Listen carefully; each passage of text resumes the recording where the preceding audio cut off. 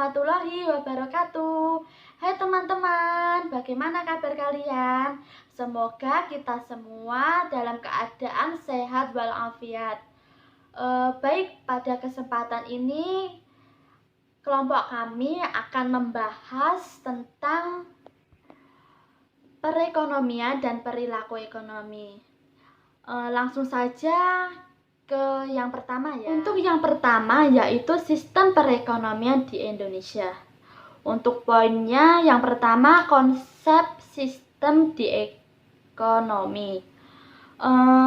Sistem ekonomi merupakan keseluruhan dari berbagai institusi ekonomi yang berlaku di suatu perekonomian untuk mengatur bagaimana sumber daya ekonomi itu terdapat di perekonomian tersebut didaya gunakan untuk memenuhi kebutuhan masyarakatnya sendiri. Berbagai institusi ekonomi ini dapat berupa peraturan perundang-undangan ataupun kebiasaan yang berlaku di masyarakat tersebut dalam penggunaan sumber daya ekonomi untuk memenuhi kebutuhan masyarakatnya sendiri. Sebagai hasil kemufakatannya suatu masyarakat atau negara, maka kerangka institusi ekonomi yang berlaku biasanya didasarkan atas perkembangan aspirasi dan nilai-nilai yang berkembang di masyarakat pada saat itu. Karena isu-isu dan masalah yang cenderung masyarakat itu ikut berubah juga. Dengan berubahnya aspirasi dan sistem nilai ini, maka suatu sistem ekonomi yang berlaku saat cenderung ikut berubah dan berevolusi. Ilustrasi dari perkembangan ini adalah GBHN yang telah diberlakukan setiap 5 tahun di Indonesia sejak tahun 1973 dan berakhir pada tahun 1998.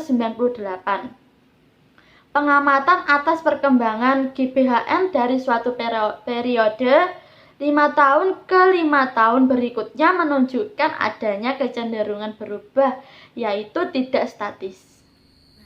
Di sini saya akan menjelaskan sistem ekonomi yang ada di Indonesia.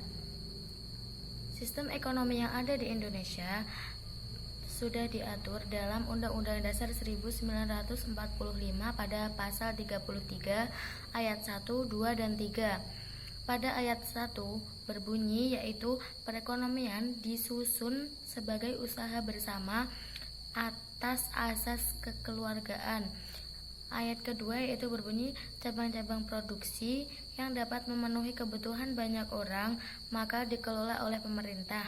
Dan ayat 3 yaitu bumi, air, dan kekayaan yang ada di dalamnya boleh digunakan sebesar-besarnya untuk kemakmuran masyarakat atau kemakmuran rakyat. Nah, beberapa hal yang harus dihindari dalam demokrasi ekonomi yaitu yang pertama, sistem eksploitasi terhadap manusia yang menimbulkan kelemahan struktur ekonomi nasional dalam perekonomian dunia. Nah, yang kedua, negara beserta aparatur negara tidak boleh bersifat dominan, yaitu mendesak dan mematikan potensi, itu tidak boleh. Dan yang terakhir, menghindari persaingan tidak sehat seperti monopoli yang merugikan masyarakat. Nah, Islam mendorong pemeluknya untuk selalu bekerja keras. Allah telah memberikan jaminan kepada seluruh makhluk ciptaannya, yaitu berupa rizki.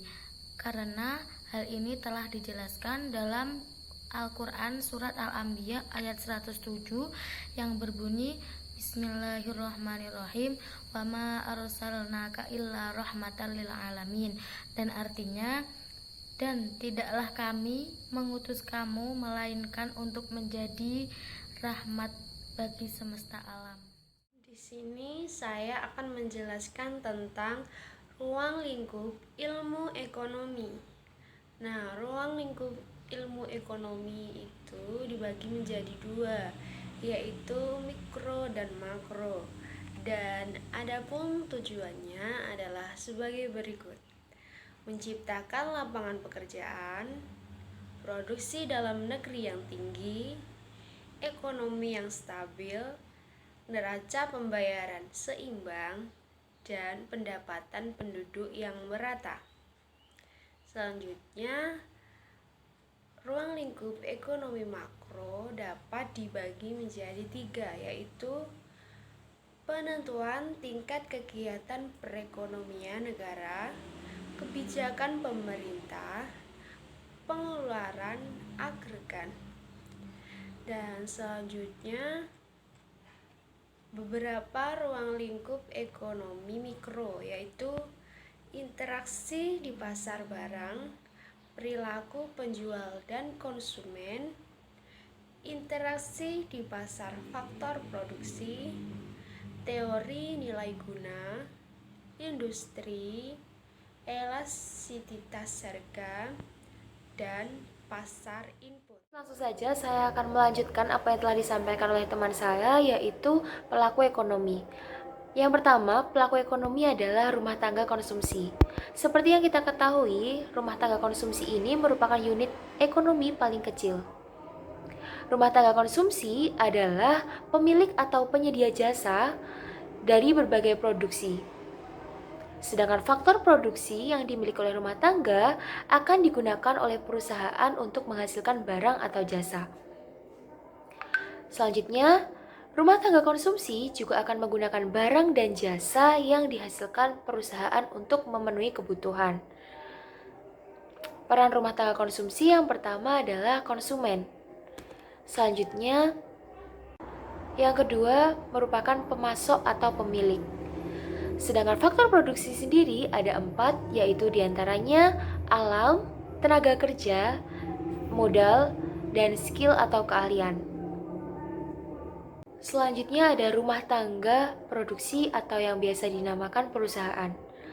Perusahaan adalah suatu organisasi yang didirikan oleh satu atau beberapa orang yang bertujuan untuk menghasilkan barang atau jasa yang dibutuhkan oleh masyarakat. Dengan ini, perusahaan merupakan tempat berlangsungnya produksi. Peran perusahaan sebagai pelaku ekonomi yaitu yang pertama produsen, yang dalam artian menghasilkan barang atau jasa. Yang kedua pengguna faktor produksi, yang dalam artian untuk menghasilkan barang dan jasa.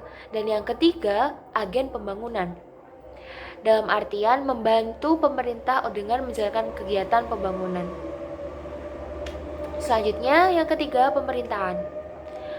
Pemerintahan di sini mencangkup semua lembaga atau badan pemerintahan yang memiliki wewenang dan tugas mengatur ekonomi. Dan pemerintahan terjun langsung dalam kegiatan ekonomi melalui perusahaan atau yang biasa dikatakan BUMN atau BUMD. Nah, sedangkan peran pemerintah sebagai pelaku ekonomi yaitu yang pertama pengatur, dalam artian mengatur perekonomian negara sehingga tercipta stabilitas ekonomi agar tidak merugikan masyarakat. Yang kedua, pengatur ekonomi secara langsung.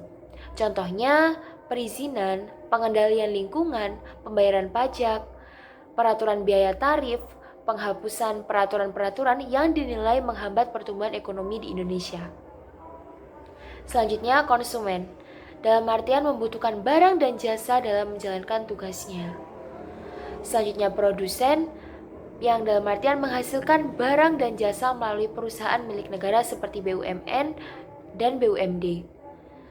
Selanjutnya regulasi, dalam artian peraturan kegiatan ekonomi secara langsung sehingga pemerintah dapat menata kehidupan perekonomian sedemikian rupa sehingga tidak ada satu pihak pun yang dirugikan.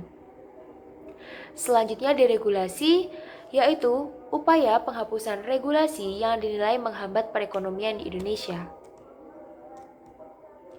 Selanjutnya yang terakhir, masyarakat luar negeri. Peranan masyarakat luar negeri sebagai pelaku ekonomi adalah yang pertama perdagangan, kedua pertukaran tenaga kerja, penanaman modal, pemberian pinjaman, dan pemberian bantuan. Sekiranya sudah cukup apa yang disampaikan oleh kelompok kami.